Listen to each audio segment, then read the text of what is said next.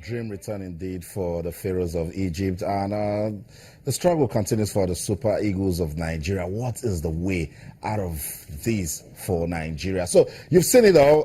Egypt won, Nigeria 0. Tough time for any football fan in Nigeria. But what can we do? We can only hope for things to get better. Yeah, but let me come back to you. Let's start assessing this team the best way we can. Goalkeeper Daniel Akpeyi, unfortunate, he considered that sort of goal. What do you rank him?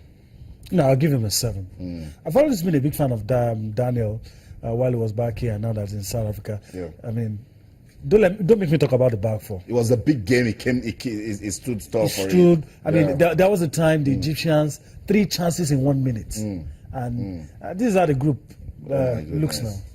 Just look at that.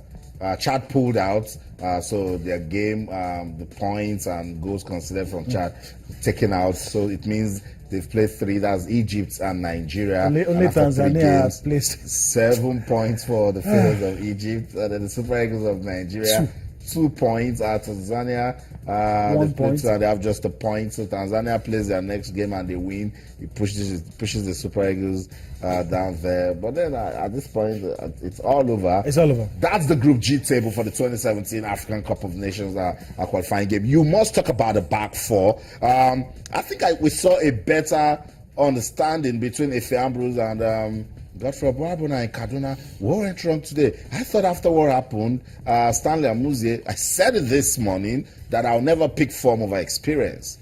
And then the coach realized, and I thought that change, bringing in Elderson and Chejile, taking off Stanley Amuzie was even faulty. It was a tactical knockout.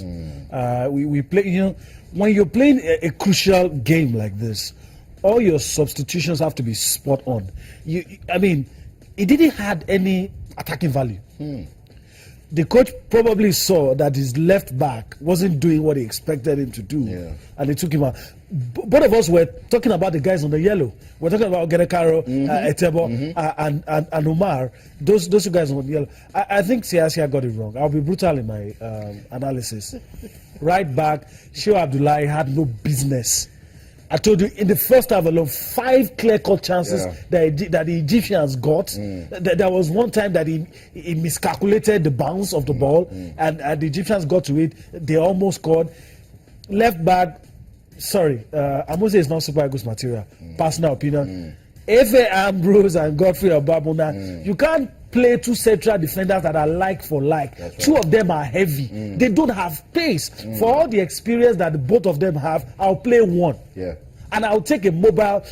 Experienced coaches will tell you, if you play 1 defender that is bullish, you play another one that is that is calm. I can't even go out there and jump. And I was telling you that, look, if smart opponents go at them, they are not even confident passing the ball to each other because of, that back line, all of them, I'll struggle to give any one of them a 5. All. Back 4.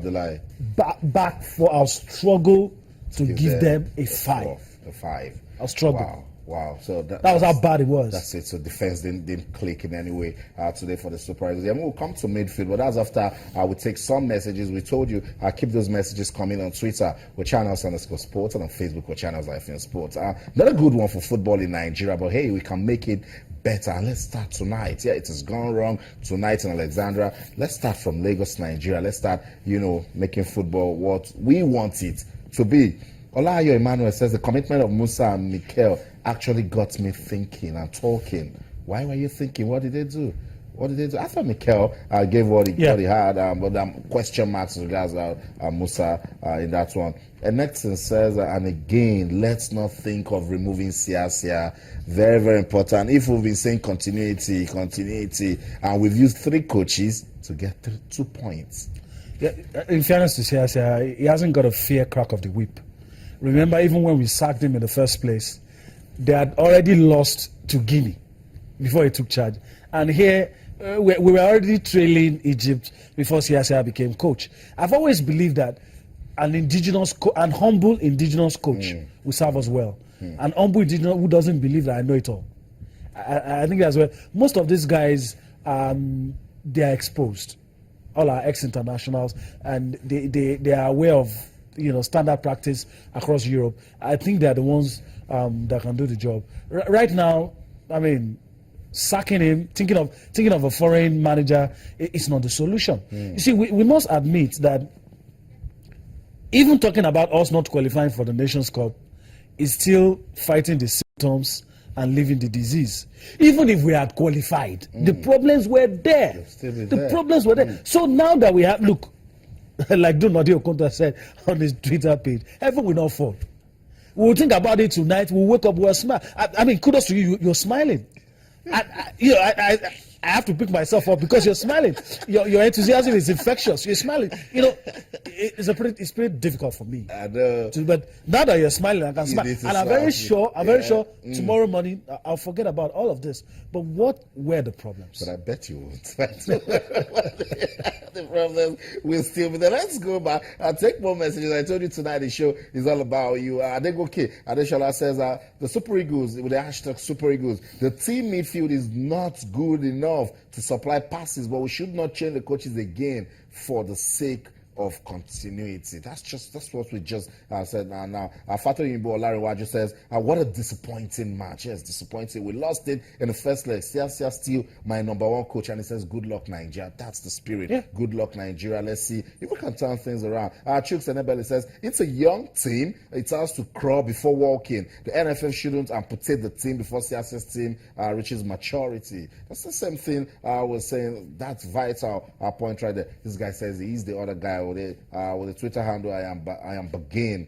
From start to finish, the Egyptians played a better game. Nigerian team was unnecessarily relaxed. The goalie, man of the match, and that justifies your 7/10 for Adani Akpeyin. Sulaimon Adelekon says we should go back